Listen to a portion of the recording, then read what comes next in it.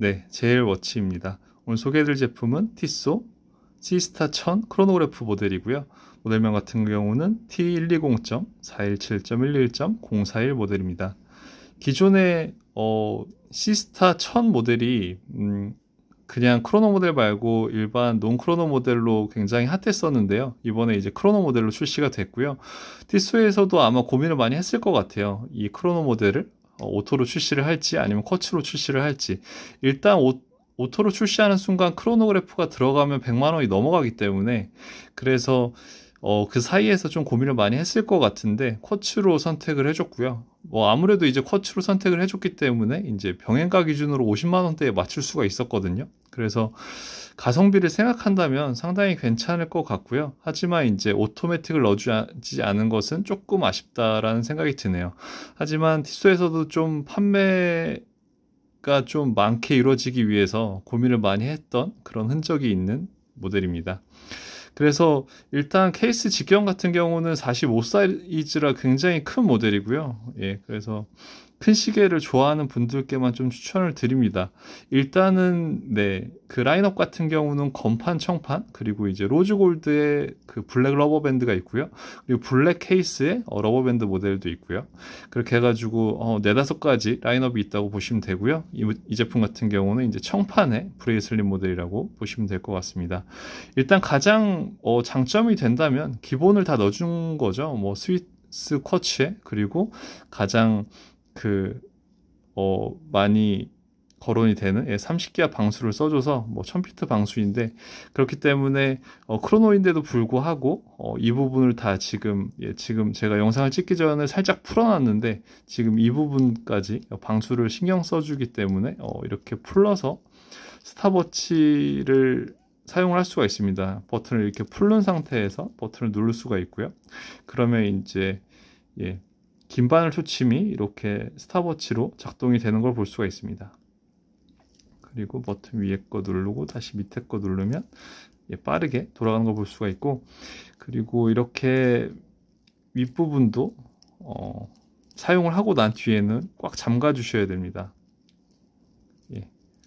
여기가 풀렸을 경우에 이제 방수가 취약해지기 때문에 꼭 참고를 하셔야 되고요. 스크류 같은 경우도 30기압 방수답게 스크류 타입을 써줬고요. 그리고 용도 한 칸 살짝 빼서 시계 반대 방향으로 돌렸을 때 날짜가 돌아가는 걸 볼 수가 있습니다. 두 칸 뺐을 때는 시간 돌아가는 걸 볼 수 있고요.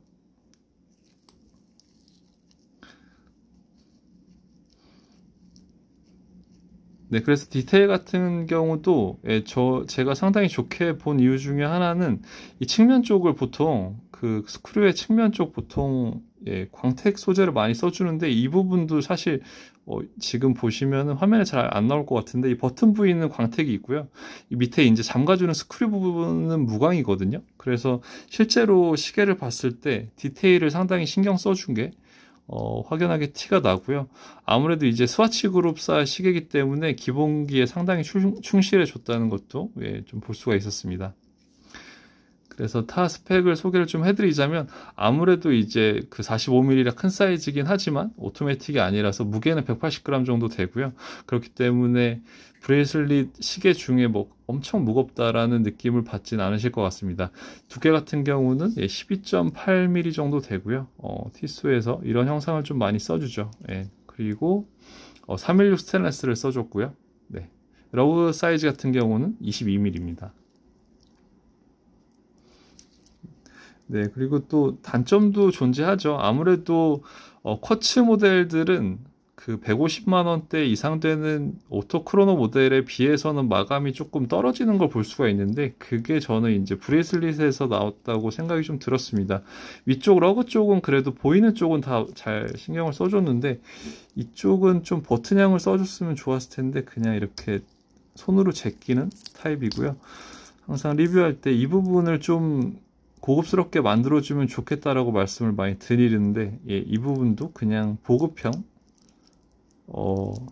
버클을 써준 걸 볼 수가 있습니다. 아무래도 그 단가를 좀 생각하느라 그렇게 하지 않았나 생각이 좀 드네요. 그래서 착용샷을 한번 보여드릴게요. 아무래도 45mm 사이즈이기 때문에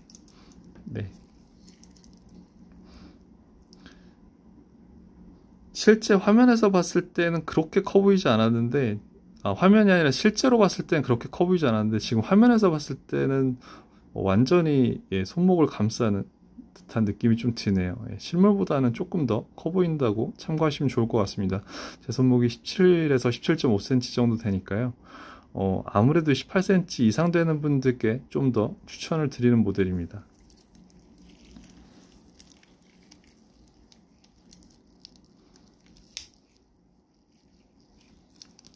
그래서 티소 같은 경우는 항상 느끼는 거지만 이런 투박한 시계들도 좀 잘 만들어 주는 것 같고요. 그리고 르로콜 같은 경우는 굉장히 또 섬세하잖아요. 시계 같은 경우가. 그래서 그런 부분도 좀 다양한 그 라인업을 잘 만들어 준다, 그런 생각이 좀 들었던 모델입니다. 네. 그리고 이 10분 바늘과 핸지 같은 경우는 옛날 PRC200에서 써줬던 그런 형상과 거의 흡사하다고 보시면 될 것 같습니다. 6시 방향에 초침인 거 볼 수 있고, 그리고 이 위쪽에 있는 크로노는 그냥 스탑워치 쓸 때 쓰는 크로노라고 보시면 될 것 같네요. 이 동그란 날짜창 부분이 조금 아쉽긴 한데요. 이 부분을 그냥 네모로 딱 좀 더 그 날짜를 좀 더 그 폰트를 좀 더 짙게 해줬으면 더 좋았을 것 같네요.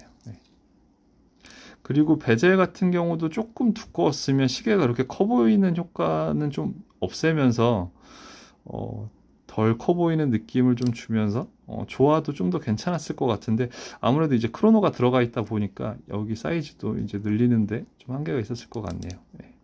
이렇게 베젤은 다이버 시계답게 단방향으로 돌아가는 그런 방식입니다.